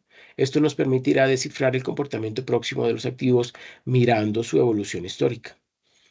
Historia del análisis técnico. Pues el análisis técnico moderno se remonta al siglo XIX, aunque tiene su origen en 1585 en Ámsterdam y fue creado por Charles Henry Dow, creador de la teoría de Dow, donde se asientan los principios del análisis técnico. Dow era un periodista y economista. Es el precursor de los índices bursátiles al crear en 1884 un índice formado por 11 acciones, de las cuales 9 eran de empresas ferroviarias. Más tarde dividió el índice en dos para separar las empresas ferroviarias de las demás, distinguiendo en 1896 dos índices. El Dow Jones Industrial Average, que todavía es muy conocido y es muy utilizado en todas las economías a nivel mundial, y el Dow Jones Railroad Average. Railroad tiene que ver con qué? Pues con los trenes, ¿no? El trabajo de Dow se basaba en describir el comportamiento del mercado. Eso es lo que él hacía, sin intentar anticiparse las tendencias ni aprovecharse de la evolución futura de los valores, sino que quería observar la existencia de mercados alcistas y bajistas. Bueno, y ahí la teoría de Charles Dow se asentaba en varias premisas, empleando solamente las cotizaciones de cierre sin importar las fluctuaciones diarias de los precios. Era más sencillo, ¿no? Esas premisas son las siguientes. Primero, las medias o los promedios los cuentan todo. Los precios son el resultado de la actuación de las personas que está respaldada por su conocimiento, interpretación de la información y expectativas. Dos, los precios se mueven en tendencias o movimientos. En primer lugar, encontramos las tendencias primarias o de largo plazo, que abarca desde los 6 meses a un año o más, y se conocen como la marea. En segundo lugar, las tendencias secundarias o de mediano plazo, que van desde las 3 semanas o 3 meses, desde las 3 semanas a 3 meses, y son también conocidos como olas. Y finalmente las tendencias terciarias, menores o de corto plazo, y son tendencias de menos de 3 semanas, y que también se las conoce como ondas. Tercero, las tendencias primarias alcistas siguen 3 fases en su evolución. La fase de acumulación o de compra institucional, la fase fundamental o compra por parte del público en general y la fase de distribución o de venta institucional. Cuarto, las medias o promedios deben confirmar las tendencias alcistas o bajistas. Para confirmar estas tendencias es necesario que varios índices confirmen la evolución alcista y bajista a la vez y no solamente uno. Quinto, el volumen confirma la tendencia. Aunque el volumen, o sea, la cantidad, ¿sí?, no es una señal de cambio de tendencia, es muy importante como confirmación secundaria de una tendencia. Si hay una tendencia, ¿cierto? Está picada y empieza y cambia tendencia y empieza a subir, y a medida que va subiendo va aumentando el volumen de compra, eso significa que el mercado ya captó que el precio de esa acción va a empezar a retomar, va a empezar a subir, va a empezar o sigue una tendencia alcista y seguramente con más pendiente. Entonces, al aumentar el volumen de negociación de esas acciones dentro de ese mercado, pues le da más, digamos, soporte, más apoyo a que continúe creciendo y continúe esa tendencia alcista. Y sexto, una tendencia se mantiene vigente hasta el momento en que muestra señales claras de cambio de dirección. Para ello tenemos que identificar la tendencia en la que nos encontramos y actuar conforme a esa situación. Bueno, ahí tenemos unas diferencias, análisis técnico, análisis fundamental. Aquí tenemos los gráficos de barras, de líneas y de velas japonesas. Ustedes tienen por ahí un anexo sobre velas japonesas. Recomiendo que lo lean. Gráfico de punto y figura. Tendencias, aquí tenemos estas tendencias. Mire que se van formando unas linecitas en la parte de abajo y mire que Tomos está cada vez más arriba, ¿no? O sea que la tendencia es alcista. Líneas y canales de tendencia, mire que estos son candlesticks, ¿no? Ve las japonesas. Mira que aquí bajó, llegó hasta aquí abajito y pum, empezó a subir un poquito con poca tendencia, pero aquí se disparó, increíble, miren esto. Esta línea verde con esa magnitud, esa longitud súper alta de esta vela verde, es gigante, ¿sí? Entonces aquí hubo algo especial que hizo que se disparara el precio, ¿sí? Y luego se tuvo obviamente una ligera subida, bajada, luego nuevamente cayó, pero pues en forma así como escalonada, ta, ta, ta, y todo enmarcado dentro de unos límites superior e inferior. Esos son los que llamamos los canales, ¿no? Canal inferior y canal superior. Soportes y resistencia. Aquí tenemos, esto es una resistencia, la flechita esa punteada que está en la cima de estas variaciones en los precios. Soportes, obviamente el contrario, es el piso, lo más bajito, ¿sí? Que consiguen estas variaciones en los precios. El canal alcista, ya lo vimos. Cambio, soporte, resistencia. Mire que estaba primero una zona de soporte, ¿sí? Digamos que delimitado por esa linecita punteada, pero tan pronto cayó, pasó fue al contrario, se convirtió esta línea punteada en una zona de resistencia. Hasta ahí sube, hasta ahí sube. Patrones de gráficos, sí, bueno, formaciones de cambio de tendencia, cabeza y hombre, sí. Este es un claro ejemplo de eso. Cabeza, esta es la cabeza, head, y los hombres, shoulder, left shoulder, ¿sí? Hombro izquierdo, y right shoulder, hombro derecho. Y eso puede, esa es la figura humana que se puede, bueno, el cuerpo humano que se puede observar en algunas ocasiones en estas velas japonesas. Techos y suelos redondeados, ahí tenemos un ejemplito. Vueltas en B, mire, viene así subiendo, bajando, bajando, bajando, sube un poquito, baja, baja, baja, baja, ¿sí? Va cogiendo como esta formita, y luego chun, sube, y nuevamente vuelve a bajar. Entonces una vuelta en B, así. Reversal day, este es el día, este es el peor, este es de la embarrada, porque mire, empezó en este precio, sube, sube, baja un poquito, baja, baja, sube un poquito, sube bastante, sube hasta acá, y todo lo que hizo aquí, ¡pum!, se cae. Entonces, reversal day es retroceso o reversa al día, ¿sí? Lo que al final del día volvió nuevamente a donde empezó. Imagínense, es una embarrada. Bueno, uñas, diamante, medias móviles, osciladores y momentos. Muy importante este RSI, índice de fuerza relativa. Es un oscilador muy utilizado, pero muy utilizado por los analistas técnicos. El valor del RSI, que significa, bueno, índice de fuerza relativa es en español, pero en inglés significa, ¿qué significa en inglés? ¿Quién sabe? Significa relative, ojo, Luis, relative strength index. Relative Strength Index, índice relativo de fortaleza o índice de fuerza relativa. ¿Ok? Pero Repito, por recuerda, favor. R, Relative, relative relative strength, strength fortaleza, es, strength, ajá, strength es S-T-R-E-N-T-H, strength, relative strength, y la I es de index, como índice, pero termina con X, index. Relative Strength Index. Correcto, eso es RSI. El valor del RSI oscila entre 0 y 100. Si toma un valor por encima de 70, es indicativo de que existe una sobrevaloración en el mercado y es posible que se llegue a un techo principal en los precios. Si por el contrario asciende por debajo de 30, ¿sí?, el valor de ese RSI, es probable que se desarrolle un suelo principal al estar el mercado infravalorado. Para llegar a esta conclusión hay que comparar la magnitud de las ganancias recientes con la de sus pérdidas recientes. Por tanto, las señales de compra o venta dependerán de si el indicador está sobrevendido o sobrecomprado y también cuando los valores se encuentren en los extremos superior e inferior y como consecuencia las garantías de un cambio de tendencia pues son mayores. También está el momentum, el MACD o que significa, esto es el acrónimo de Moving Average Convergence Divergence, ¿sí? O average es promedio. Promedio móvil, ¿sí? De convergencia-divergencia. También muy importante, igual yo estas diapositivas se las dejo para que los lean con detenimiento. Hay unos indicadores estocásticos, están indicadores de volatilidad como las bandas de Bollinger, también muy utilizadas, y lo encuentran o lo pueden visualizar allí en Yahoo. En Yahoo Finance, tan pronto ustedes miran la gráfica del precio, pueden agregarle todo este tipo de indicadores y obviamente eso no tiene ningún costo.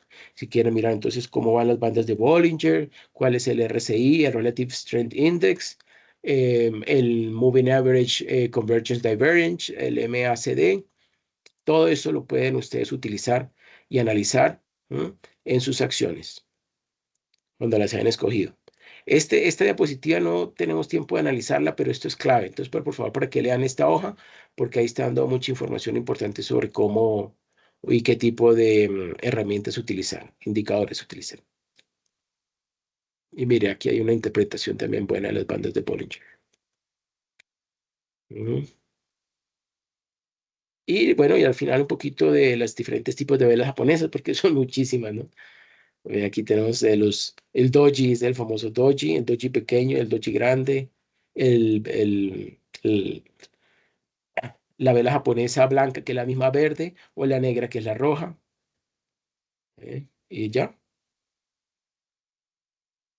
y no sería más. Creo que ya nos excedimos de tiempo. Sí, ya son las 9. Bueno, llegamos apenas a tiempo.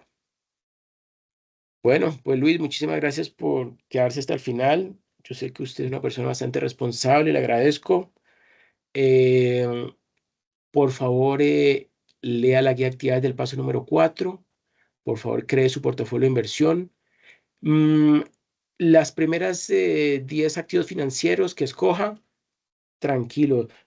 Mucha gente lo que hace es buscar en el Google 10 acciones más cotizadas en este momento. Y a partir de allí, muchas veces consiguen buenos rendimientos si se mantiene esa tendencia de esas acciones, ¿sí? Pero ya después, ojo, después de haber seleccionado esos 10 activos financieros, que como dije anteriormente, digamos, la gran ventaja de acciones y por la cual yo he visto que muchos de ustedes escogen acciones es porque pueden conseguir más rendimientos que, por ejemplo, un criptoactivo o, por ejemplo, un fondo mutuo, ¿sí? Pero también el riesgo asumido también es mayor, ¿no? Por eso, como esto es una gestión activa que ustedes van a hacer, tienen que estar mirando en cada instante en qué momento el precio de la acción cae, ¿sí? Y si esto continúa durante, no sé, 1, 2, 3 días, pues nada, tiene que cambiar de acción por otra que tengo un comportamiento pues con crecimiento en lugar de con caída.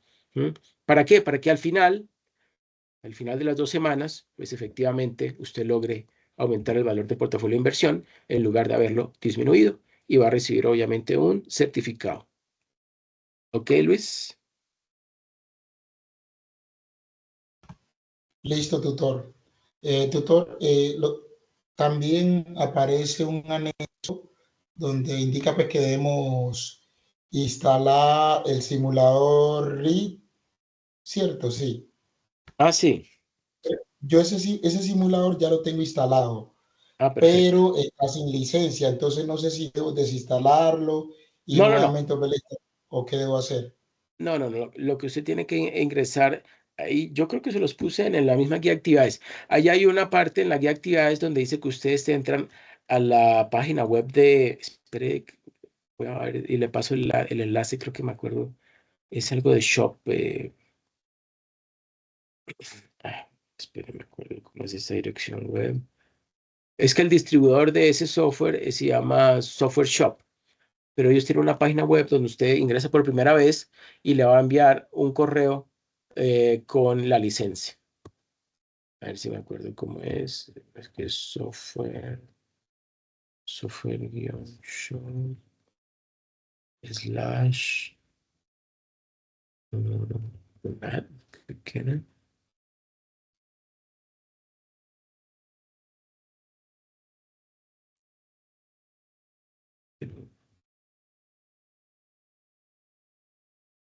Ah, no, no es.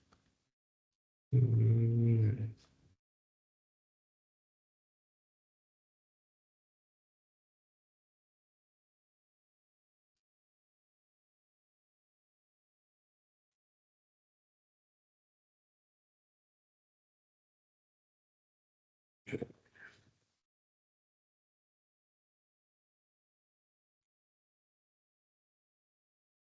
Ah, sí, aquí está.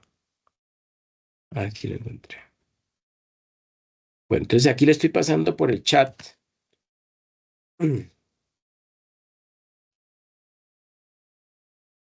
Por favor, denle clic ya, ya, ya.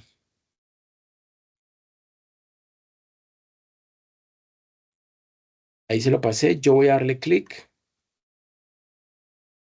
para verificar que obviamente esté funcionando. Listo, entonces voy a compartir pantalla. Aparece exactamente esto, porque lo estoy haciendo en vivo. Le va a aparecer este mensaje. Dice, bienvenido a nuestro portal interactivo de software especializado. Por favor, recuerda registrarte con tu correo institucional, o sea, el de la UNAD, haciendo clic en el botón registrarme antes de intentar ingresar al portal. Entonces le da clic usted a aceptar. Aquí entonces le da clic a registrarme. El que queda a mano derecha de ingresar. Le da clic a registrarme. ¿Mm? Y llena aquí que su nombre, su apellido, correo, número de contacto, facultad o área, aquí obviamente Universidad Nacional Abierta a Distancia, ciudad, bueno, en la que usted se encuentre, tipo de usuario, pues usted es estudiante. Y ojo, le da clic aquí, antes de darle clic a registrarme, donde dice acepto las políticas de tratamiento de datos. Si usted quiere verlas, pues obviamente le da clic y lee con detenimiento esas políticas, pero le da clic aquí al chulito y le da clic en registrarme. Y ahí sí, ya cuando se haya registrado, va entonces a poder ingresar aquí, ¿no? Con su usuario y su contraseña. Aquí, bueno, siempre que aquí donde dice área, pues como realmente este login, digamos, está dirigido o es para la UNAD, pues usted selecciona aquí en donde dice indica tu área, pues UNAD, ¿no? Universidad Nacional Abierta y a Distancia, coloca su usuario, su contraseña. Si quiere en su computador le da el chulito aquí al recordar y le da a ingresar. Con eso queda guardado esa contraseña para en futuras ocasiones que quiera entrar allí. Y después de que usted haya entrado, va a recibir un correíto, un mensaje de Software Shop, donde le dice, mire, su licencia, o en el siguiente enlace va a poder descargar el ReSimulator, y esta es su licencia, y aquí está la guía sobre cómo instalar la licencia. Eso es lo que usted tiene que hacer para que tenga, pues, digamos, su licencia de uso del ReSimulator sin ningún problema. ¿Ok?